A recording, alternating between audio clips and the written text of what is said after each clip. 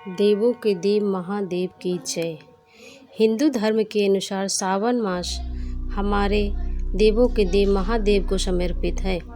शिव भगवान को प्रसन्न करने का यह महीना बहुत ही सर्वोत्तम महीना माना गया है। सावन के महीने में सच्ची श्रद्धा उपासना करने से भक्तों के सभी कष्ट दूर होते हैं।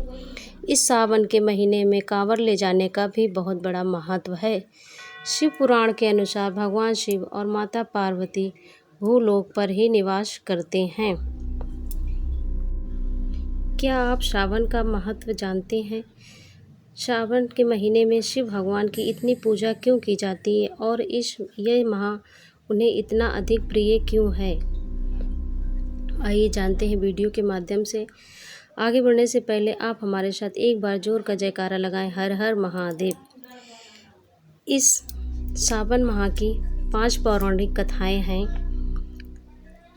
पहली कथा हमारी है, सावन महीना इतना खास क्यों है? आइए जानते हैं। एक आश्रम में मार्कंडो ऋषि रहते थे। उनका एक पुत्र था मार्कंडेय, जो शिव भगवान का बहुत बड़ा भक्त था। वह शिव भगवान की भक्ति करता था। वह तमाम तरह की शक्तियाँ प्राप्त करना चाहता था, जिससे उसने सावन के महीने में घोर तपस्या की, आराधना की। बहुत ही कठिन तपस्या करने के बाद मार्कंडेय को शिव की कृपा प्राप्त हुई। उसको अनेक प्रकार की मंत्र शक्तियाँ मिलीं, जिसके सामने मृत्यु के देवता यमराज भी नतमस्तक हो गए। तब से ही माना गया है कि सावन के महीने में शिव भगवान जल्दी ही प्रसन्न होते हैं। भगवान शिव को सावन का महीना प्रिय होने का अन्य कारण भी है कि भगवान शिव सावन के महीने में पृथ्वी पर अवतरित होकर अपनी ससुराल गए थे। वहां जाकर उनका स्वागत अर्घ और जल अभिषेक से किया गया था। माना जाता है कि प्रत्येक वर्ष सावन के महीने में भगवान शिव अपने ससुराल आते हैं। भूलोक वासियों के लिए शिव की कृपा पाने का यह उत्तम समय होता है।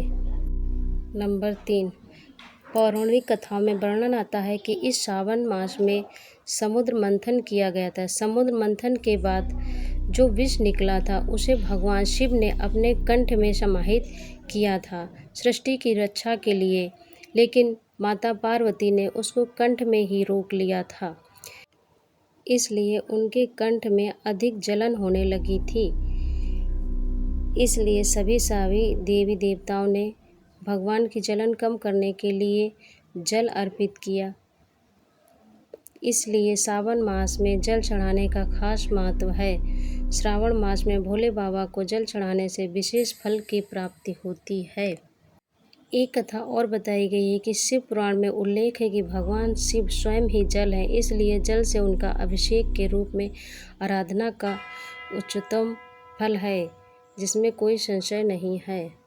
नंबर 5, शास्त्रों में वर्णित है कि सावन महीने में भगवान विष्णु योग निद्रा में चले जाते हैं।